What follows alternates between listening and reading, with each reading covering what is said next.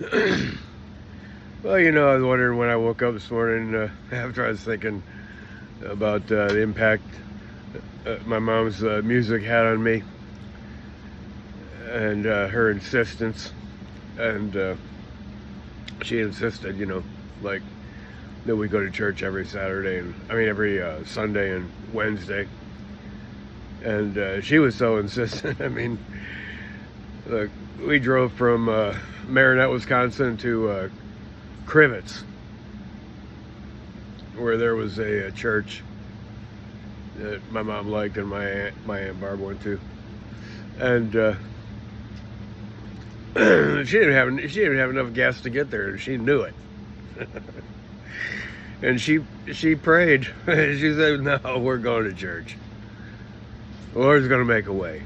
See, that was her living faith. And her faith was alive. And so on the way to church, sure enough, down this little traveled road in Wisconsin, because there's a lot of land in Wisconsin. At least there was when I was there. And houses are few and far between. A lot of farmers. And the farmers have a lot of property. And anyway, we ran out of gas. Yeah, so she said that we had to get out and pray for the car. So we had to get out and lay our hands on the car and pray that God would make it start. Well, you know what? And then she tried to start it. She said, come on, start. In the name of Jesus, start." That was my mom. Yeah, you gotta admire the tenacity and the faith. Well, anyway, some farmer seen her out there with two little kids. We're still pretty little.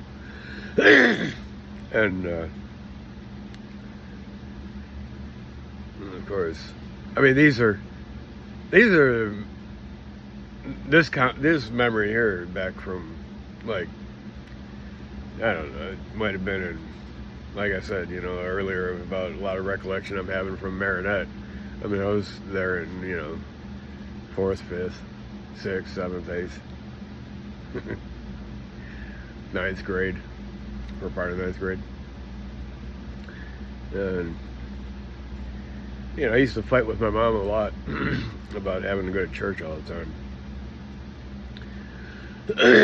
But, anyway, no. When I woke up this morning, I was thinking that the impact of, because I actually was like in the tail end of my dreaming and waking up. There's a song going through my mind, of Mary John Wilkin, because I got them all memorized.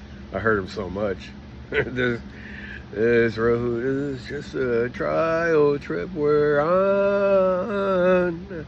You may live to be 80 years and 7, but your people still be rolling on. Or take this trial trip beside me.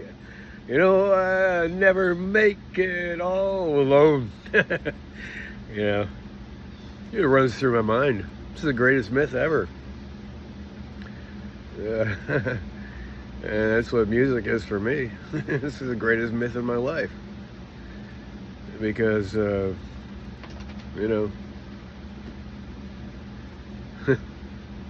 don't know. I say, well, it's hard for me to figure it all out. Hard for me to put it all in words, but it's true. It is. Look, I got this shirt. Been there, done that. So I was thinking, why why are you making these talks? Well, I guess it's because I've been there and done that. And I always had a lot of questions growing up and everything, you know. And I never had anybody really talk to me like this or anything, so, you know, I think it's a good idea. Plus, you know, now, it's not only because I'm hoping it might be worthwhile for you, but it's worthwhile for me. Makes me think of what I know, and know what I think, and remember, and through that process, you know, try to be better, try to be stronger, try to be wiser, try to be more compassionate, try to be all the good things that make the world worthwhile. And so I was thinking, you know, how's my dirty water gonna help you? And yeah, because it's not just all dirty water. That's one way. That's one metaphor to kind of look at it, but it's not just all dirty water. And so last night I was going to sleep. I was watching. First I started, you know, watching stuff about, you know, the war going on with Iran and the ceasefire and the war that Donald Trump started so that he could end it. And look, as I said before, though, it can't be it can't be understated. Military has plans, and the military dictates. All right, it's the commanders and the chiefs, and the admirals and the captains and everybody else that works in the military at high levels. They push the buttons, and if they need to start a war somewhere, they'll start a war. And if it's for economic purposes, it's for economic purposes. But you know, they're not gonna tell anybody their ulterior motivations. That don't work, and it don't work that way. But you know, one of the things I was thinking about, though, well, I've seen a lot of. I was reminded of in earlier war times. I'm going to turn my mom's music on in a second. But in earlier war times, you know, people come back and, you know, half their face blown off, and, you know, and legs blown off and crippled and can't, and nothing the same anymore. If you're lucky to come back alive, there's so many people die in war, and if you see footage from how they used to fight and everything, I mean, well, I was thinking, you know, yeah, I'd say, I realize, and I say a lot of times, I kind of fail to have fear, but it's not that I never have fear. I mean, it's just that things that make me angry, I very quickly lose any kind of fear. So yes, and I think that's a phenomenon with anybody, really. I mean, but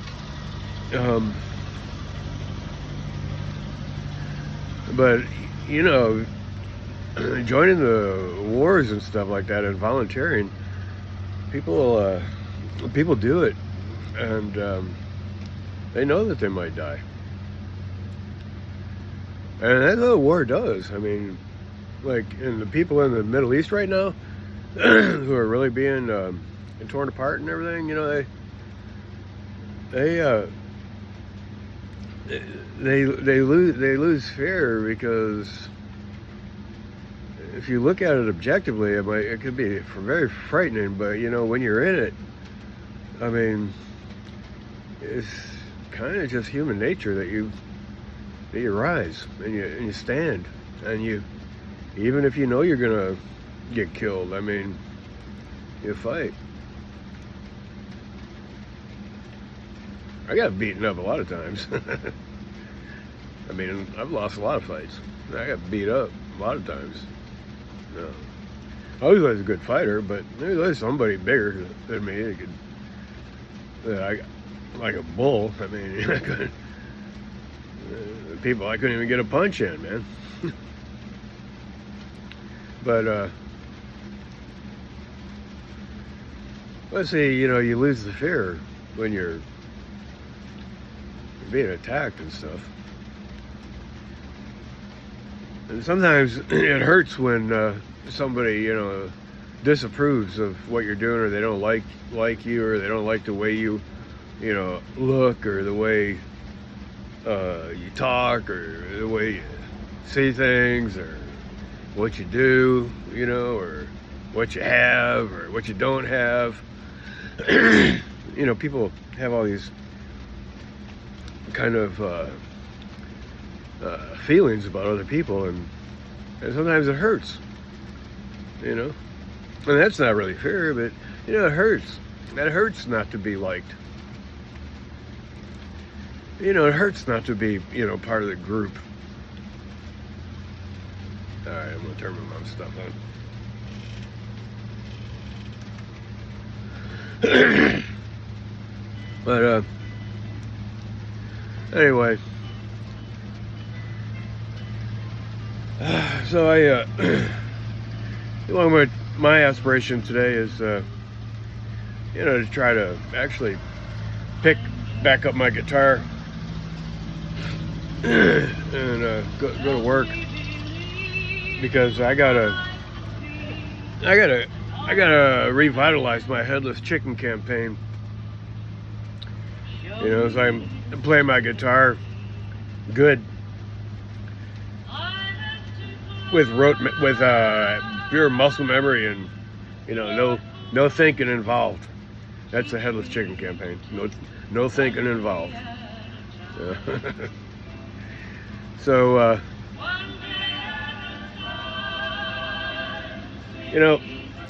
I just wrapping up a few dangling ends.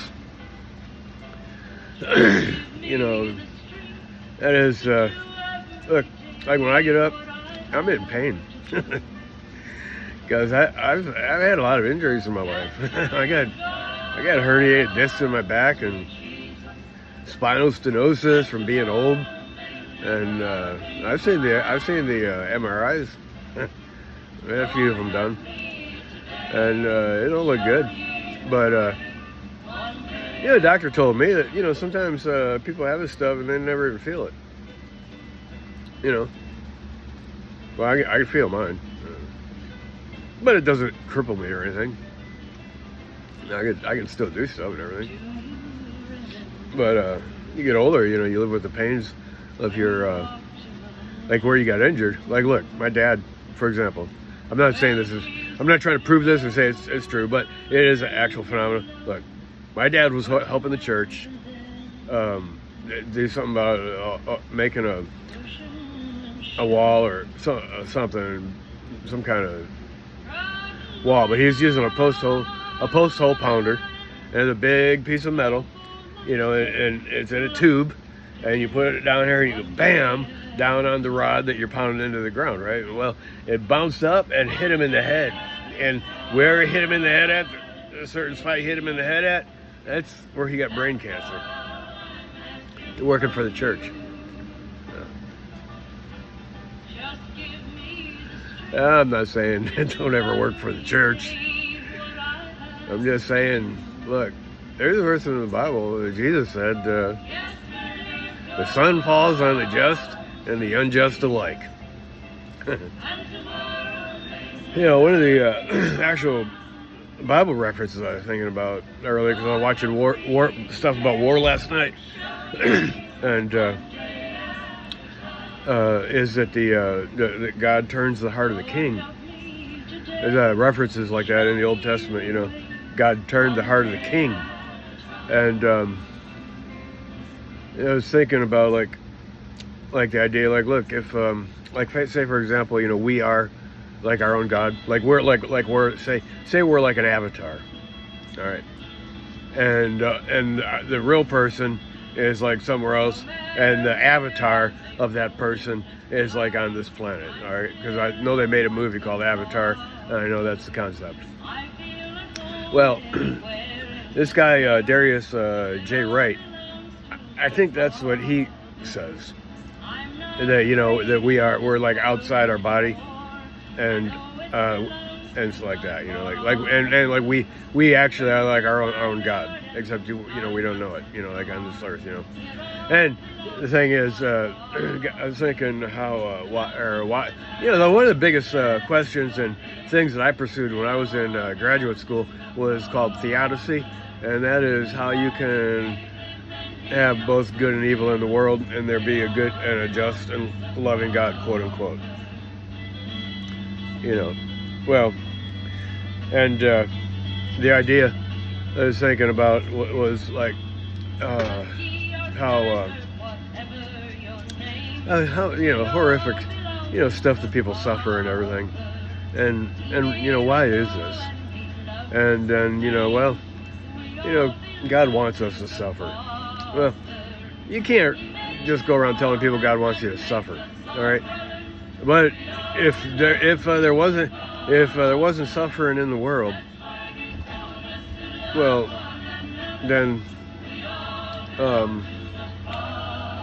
it wouldn't be the world that we came into to experience what we need to experience, and we need to experience suffering, and that's the way God set it up. You can't explain all that. It's kind of easier to accept if you think that it has a higher purpose. I imagine God us praying to God, saying, God, help us through this and change the king's heart. Change the king's heart so he don't tax us so much. So he don't want to go to war and conquer other nations so often. Change the king's heart, Well, God might, depending on whatever God is or whatever, God might be saying, no, you got to live through this here experience to know something, to turn into something.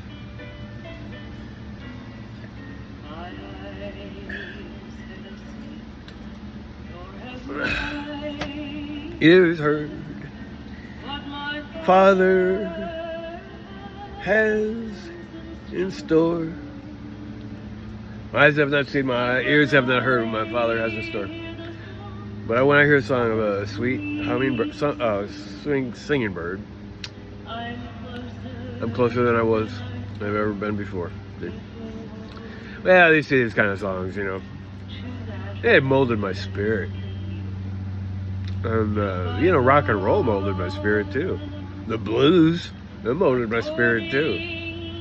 Country western, not really so much, because I never really liked country western too much. But my mom played country western a lot. Tammy Wynette, Conway Twitty. Nat King Cole was kind of country western. I don't know.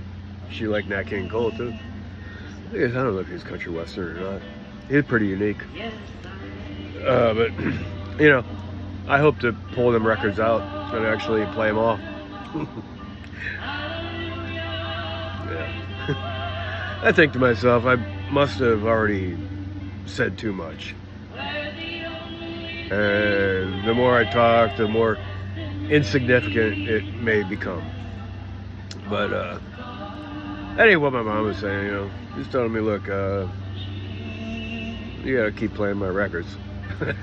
And look, the thing is, I believe it, right?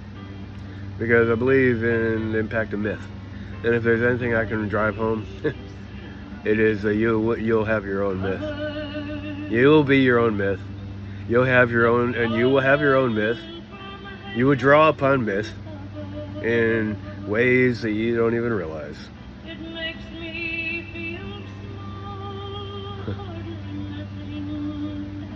Yeah.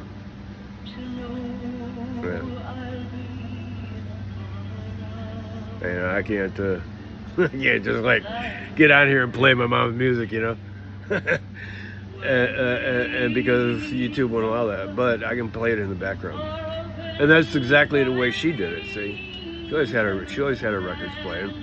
They could stack them up, like that high in her record console, and every time one got over on one side, it would drop, and then after the whole stack of records were done playing, she'd flip the whole stack and then play the other side of all the records, and one right after the other.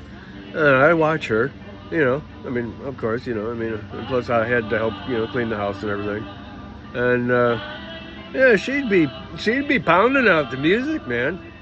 Yeah, no, she'd be playing it loud. And she'd be singing loud, hey? That was energy. That was pure energy flooding my heart and soul and mind. I didn't think about too much about it at the time, And even when I was little, I wasn't like, reciting my mom's music in my mind. But it's a funny thing, my mind was preoccupied with my own business. But, but I a lot of songs I still did like and everything, But now that I'm older, these things settle in, like all my injuries. Yeah, they're settling in. Like they're letting me know. Yeah, we got hurt that time. Remember that? And so I just want to. My injuries are telling me. I just want to remind you of that. Everything is not so funny. Like I remember when people died and stuff. I'm not laughing about that injury. But anyway,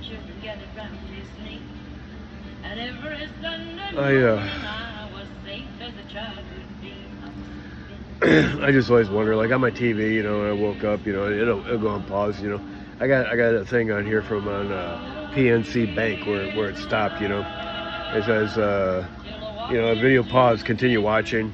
I gotta hit yes before it'll wake back up.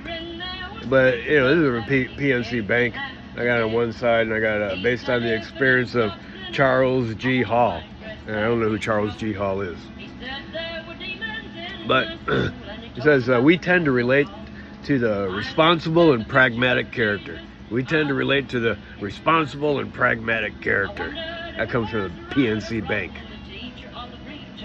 Well, pragmatic is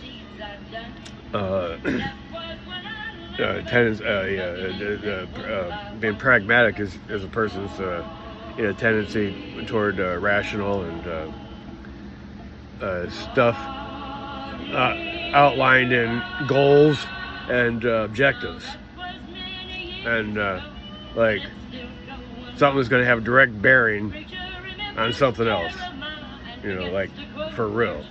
Some people say religion is not pragmatic. Well, some people, okay, I can't really say that. Some people think that because it's like just woo-woo stuff.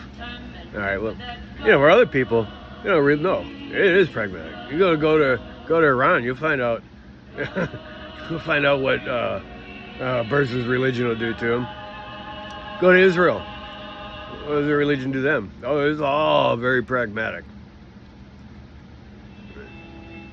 Well, you know what? I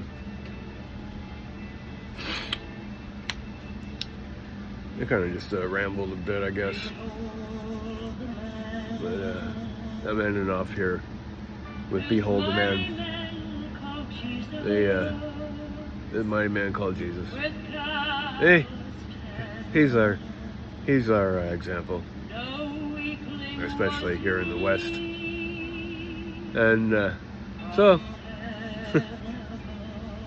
he'd been here and done that whole deal. They didn't treat him too good. We did. But teaches us how to live and die in peace. So again, behold the man. All right, bye. He's the living revelation.